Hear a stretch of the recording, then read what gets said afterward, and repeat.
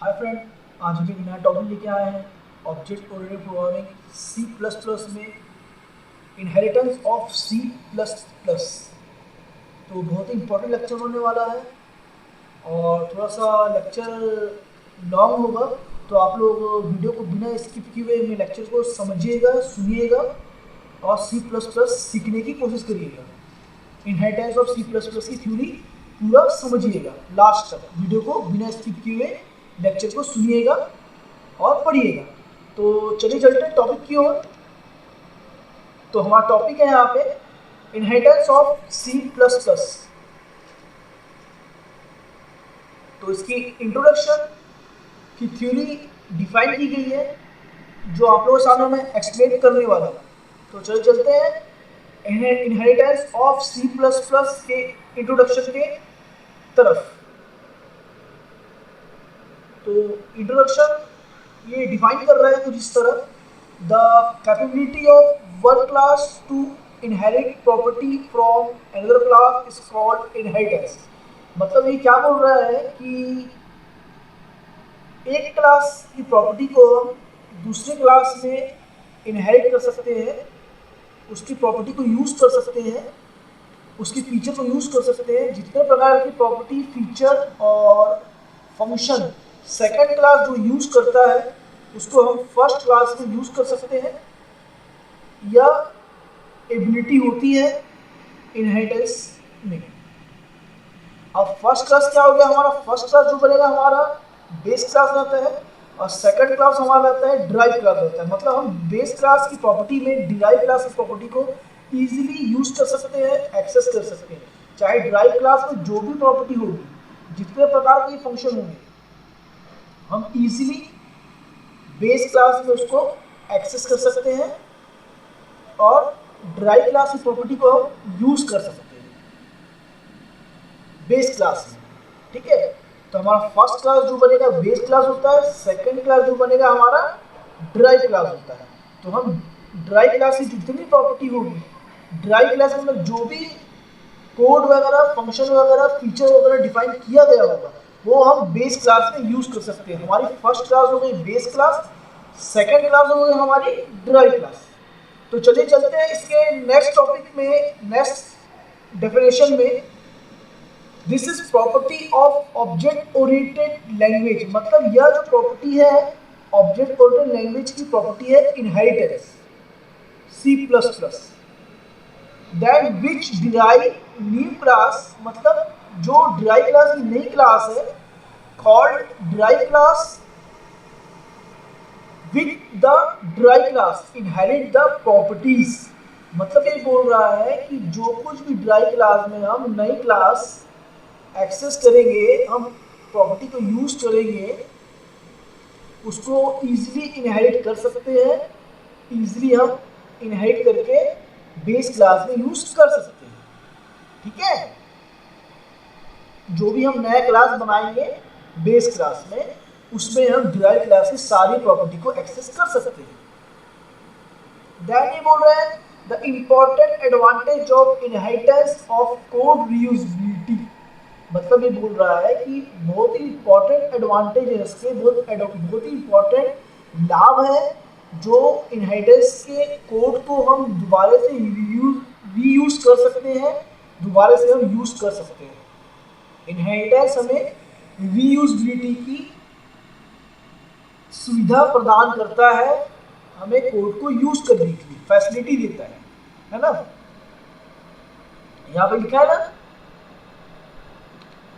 This is property of object oriented language. मतलब यह property object oriented language है विच derive new class. मतलब जो डिराइव क्लास की न्यू क्लास है कॉल्ड डिराइव क्लास। वह डिराइव क्लास क्या होती है? Then with the derive class inherit the property. मतलब डिराइव क्लास की प्रॉपर्टी को हम इनहेरिट कर सकते हैं।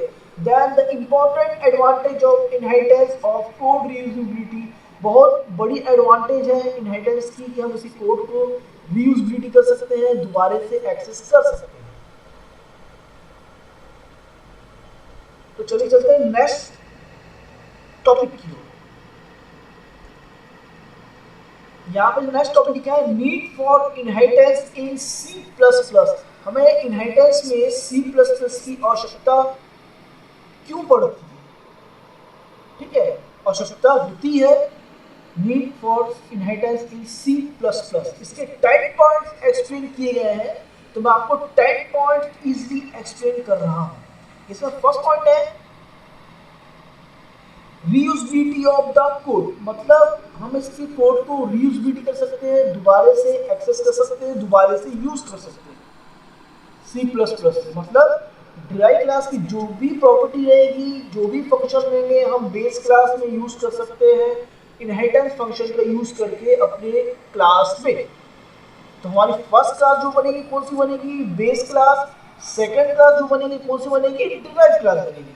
देन सेकंड पॉइंट बोल रहा है to increase the reliability of code, मतलब हमारा जो कोड है वो विश्वासपूर्ण कोड है और रीयूजेबिलिटी भी कर सकते हैं, रिलायबल कोड है और इस कोड को हम इंक्रीज भी कर सकते हैं। देन थर्ड पॉइंट बोल रहा था add some base class and increase code, मतलब इसमें हम कुछ बेस क्लास में कोड को ऐड भी कर सकते हैं, कुछ नया कोड ऐड कर सकते हैं और कुछ कोड को हम इंक्रीज भी कर सकते हैं, बढ़ा सकते हैं, कुछ नया फीचर भी ऐड कर सकते हैं, कुछ नया फंक्शन भी ऐड कर सकते हैं। देन फोर्थ पॉइंट बोल रहा है हमारा we can add new class, मतलब हम नए क्लास को ऐड कर सकते हैं। कौन सी क्लास होगी, फर्स्ट टाइम कौन सी क्लास ऐड होगी, बेस क्लास। जब भी ऐड होगी first class base class add होगी, एंड देन सेकंड टाइम जब भी ऐड होगी कौन सी क्लास होगी, डिराइव क्लास, ठीक है। देन 4.5 पॉइंट बोल रहा है we can create multiple classes, मतलब हम मल्टीपल क्लासेस को क्रिएट कर सकते हैं। फर्स्ट टाइम जो क्लासेस क्रिएट होगी वो ओनली फॉर बेस क्लास, इसके बाद हम जो भी क्लास क्रिएट करेंगे मल्टीपल टाइम करेंगे जो भी क्लास क्रिएट वह होगी हमारी डिराइव क्लास। देन इसके बाद 6 पॉइंट बोल रहा है we can easy inherit classes property, मतलब इजी इनहेरिट कर सकते हैं क्लास की प्रॉपर्टी को एक्सेस कर सकते हैं।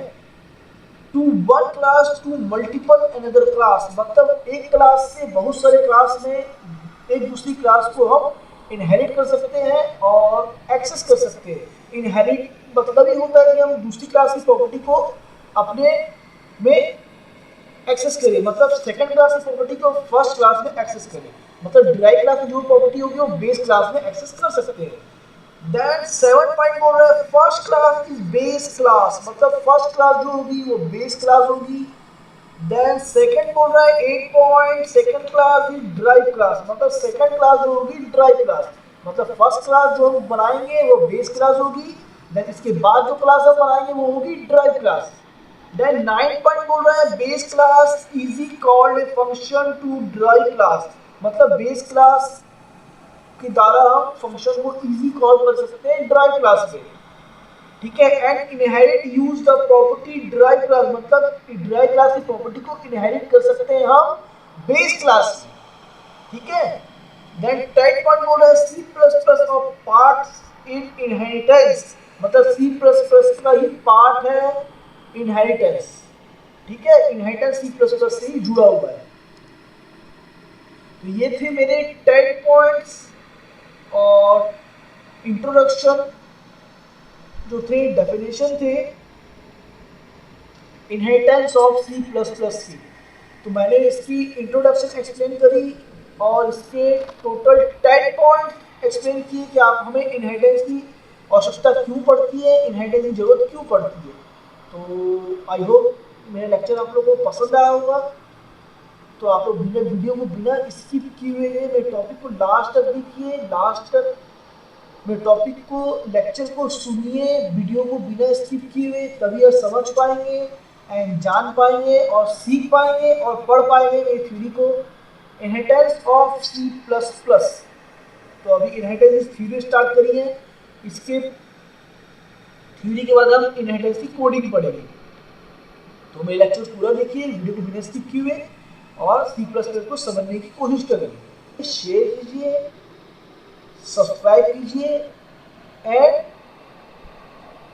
सपोर्ट करिए मेरे चैनल को, ताकि हम आपके लिए अच्छे से अच्छे टॉपिक लेके आ सके, ताकि आप सीखते रहे और ग्रो करते रहे।